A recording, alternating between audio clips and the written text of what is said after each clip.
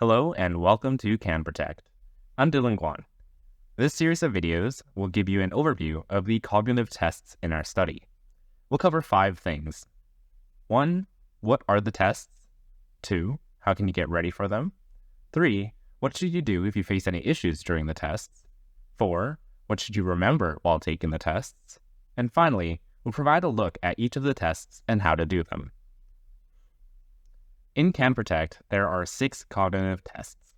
They are trail making, switching stroop, self-ordered search, pair-associate learning, verbal reasoning, and digit span.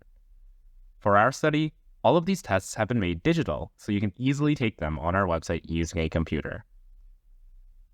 Together, these 6 cognitive tests form the Can Protect Cognitive Test Battery, which begins with trail making and ends with digit span.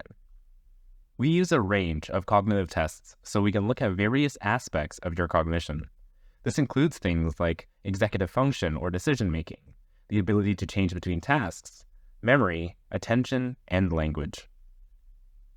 The Can Protect study has several guidelines to make sure we get the best information about your thinking and memory.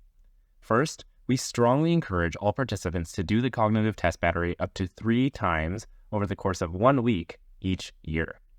Second, each time you do the cognitive test battery, try to finish them within 50 minutes. Third, each cognitive test battery must be completed at least 12 hours apart from each other. After doing all of that, you're done the cognitive tests for the year, and you can proceed to the rest of the study. The next time you will be asked to do cognitive tests will be next year. All these rules might feel like a lot, so let's go over an example. Let's pretend we started the first cognitive test battery at 8 a.m. on May 18th. In this case, because there is a 50-minute time limit to complete the test battery, this means that we have until 8:50 a.m. to finish what we started. If we complete it within that time, the second cognitive test battery will be available after 12 hours, which in this example is 8 p.m. on the same day. Don't worry about having to do it right away. You can wait until the next day if that's more comfortable for you. Let's say you decide to do the second cognitive test battery at 1 p.m. on May 19th. Once you're done, again within 50 minutes of starting the battery, the third and final set of the year will be ready 12 hours later at 1 a.m. on May 20th. While you can take a little break between sets, please don't wait too long. Remember that all cognitive test batteries must be done within a week of starting the first one.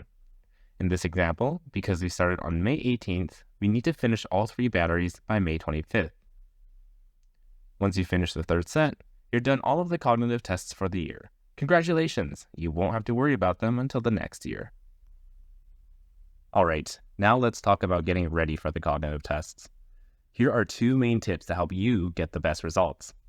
The first tip is to use a computer and mouse. Because the tests were made to be taken on a computer with a mouse, doing so will help ensure that you don't face any technical glitches, and it will give the most accurate picture of your abilities. We advise against using touchscreen devices like tablets or smartphones for these tests. However, once the cognitive tests are over, you can use these devices for other parts of the Can Protect study. If you absolutely don't have access to a computer and mouse, then you are allowed to use a tablet. We do discourage you from using a smartphone. Furthermore, try to use the same testing setup for each year so that your cognitive test performance is as consistent as possible from one year to the next. For example, if you use a computer and mouse the first year, try your best to use the same or a similar computer and mouse the next year. The second tip is to choose a quiet time and place so that you won't get distracted during the test. It is very important that you stay focused because all 6 tests in each battery must be done in one go and within 50 minutes. If you go beyond the 50 minutes, you will need to start from scratch. If you get distracted and mess up, we also cannot reset your test. So, before starting, make sure there's nothing in your surroundings that might interrupt you. Preparing in this way will give you the best chance at completing these tests without any hitches and to the best of your ability. Unfortunately, things don't always go as planned, and you might run into issues during the cognitive tests. If that happens, that's okay. Here's what you can do. Start off by exiting and resuming the test.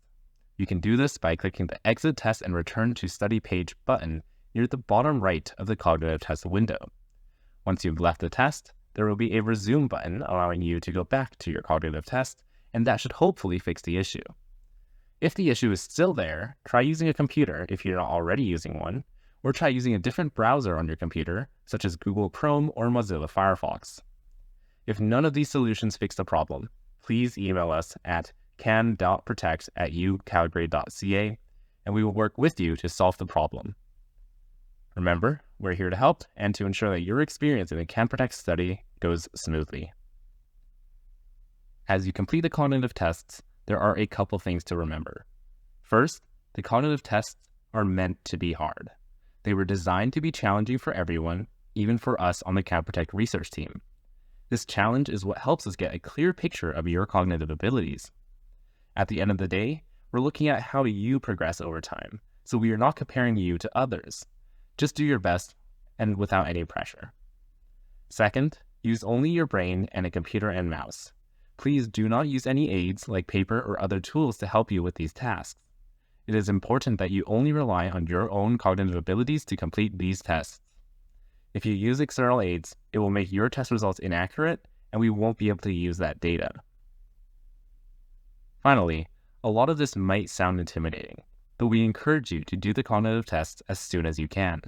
Completing them will give you access to all of the other parts of the Can Protect study, allow you to sign up for other parts of the study, such as the caregiver portion, and allow your study partners to start completing their assessments. That's all for this video. To go over each of the individual cognitive tests in detail and to learn how to complete them properly, please watch the other cognitive test videos in this series. We greatly appreciate your participation in the study, and we are really happy to know that you're with us on our journey to better understand how we can keep our brains healthy as we grow older.